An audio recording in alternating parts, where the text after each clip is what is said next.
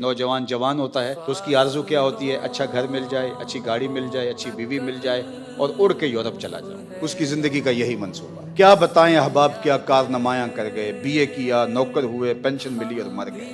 یہی زندگی۔ اگر میری اور آپ کی زندگی میں اقامت دین نہیں ہے، میری اور آپ کی زندگی کے منصوبہ جات میں، اہداف کے اندر غلبہ اسلام نہیں ہے، اگر میری اور آپ کی زندگی کے اندر اسلام کا لایا ہوا نظام نافذ کرنے کا کوئی منصوبہ نہیں ہے، تو سنیے، اچھی طرح سن لیجئے، ہم صرف اناج کھانے کے لیے پیدا ہوئے ہیں۔ ہمیں اپنی زندگی کی مقصدیت کا نہیں پتا۔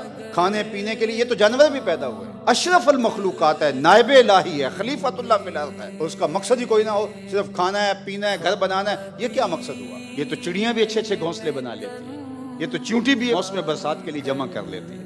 یہ کوئی کمال نہیں، زور طاقت حاصل کر لینا، توانائی حاصل کر لینا، یہ تو بڑے بڑے جنگلی جانوروں کے اندر بڑی توانائی اور طاقتیں۔ اشرف کیسے ہے؟ اس کا ایک ہدف ہے، پوری دنیا کو امن سے بھر دینا، پوری دنیا کو انصاف سے بھر دینا، غلبہ دین ہو، غلبہ اسلام ہو، توحید کا پرچم بلند ہو، اللہ کے رسول صلی اللہ علیہ وسلم کی اطاعت لوگوں کے رگ و ریشہ میں محو نفوذ ہو جائے۔ اگر میرے اور آپ کی زندگی میں کہیں یہ نہیں ہے منصوبہ، ہماری زندگی بس یہاں تک پہنچے گی اور قبر کی مٹی آ جائے گی، تو صاحب پھر سن لیجئے، ہمیں پھر اسلام کی ہوا بھی نہیں لگی ہے، ہم پھر سمجھ نہیں پائے کہ ہم پیدا کیوں ہوئے تھے۔ صرف ہم کھانے پینے کے لیے، اچھا مکان بنانے کے لیے اور شادی بیاہ کرنے کے لیے پیدا ہوئے، تو یہ سب کچھ تو جانوروں کے اندر بھی ہے۔ ہماری زندگی کا ہدف اسلام کا غلبہ ہے، ہماری زندگی کا ہدف پائیدار امن کا قیام ہے، ہماری زندگی کا ہدف رسول اللہ صلی اللہ علیہ وسلم کے پیغام کا ابلاغ کائنات کے ایک ایک گوشے پہ ہے، ہماری زندگی کا ہدف قرآنی معاشرت کا قیام ہے، ہماری زندگی کا ہدف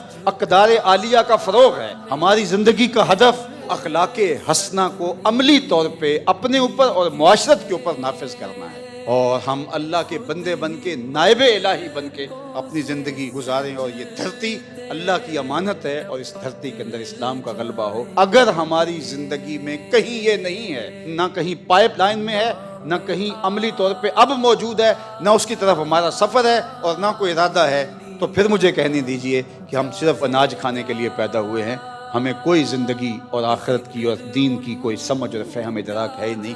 ہمیں سمجھنا ہوگا میری زندگی کا مقصد تیرے دین کی سرفرازی، میں اسی لیے مسلمان، میں اسی لیے نمازی۔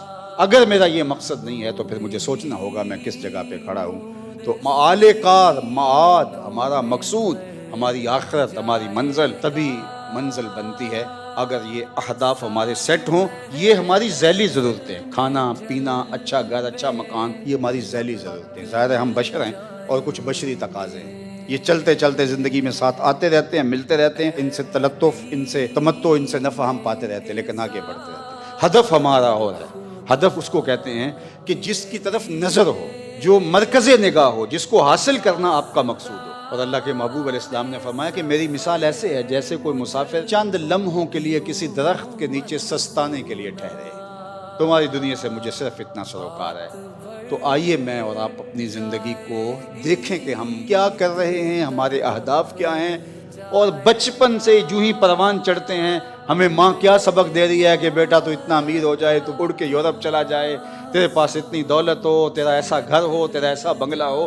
کیا یہ مقصود ہے؟ ہماری ماضی کی مائیں تو یہ نہیں دیتی تھی، وہ تو بچہ پروان چڑھتا تھا تو کہتی تھی تو محمد عربی کا غلام بننا ہے، تو نے اسلام کا مجاہد بننا ہے۔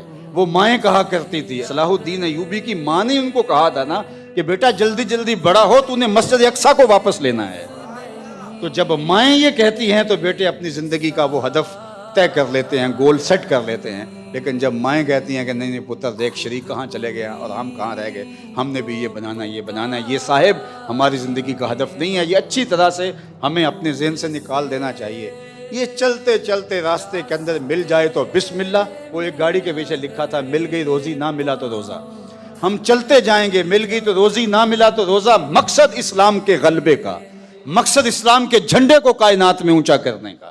آئیے میں اور آپ اپنے مقصد حیات کو سمجھیں اور اس کو پانے کے لیے جد و جہد کا آغاز کریں۔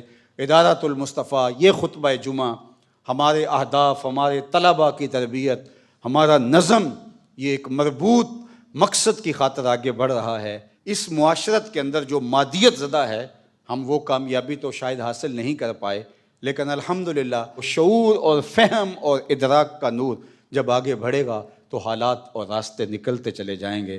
ملیں گے سینہ چاکانے چمن سے سینہ چاک، بزم گل کی ہم نفس باد صبا ہو جائے گی. شبنم افشانی پیدا کرے گی میری سوز و ساز، اس چمن کی ہر کلی درداشت نہ ہو جائے گی.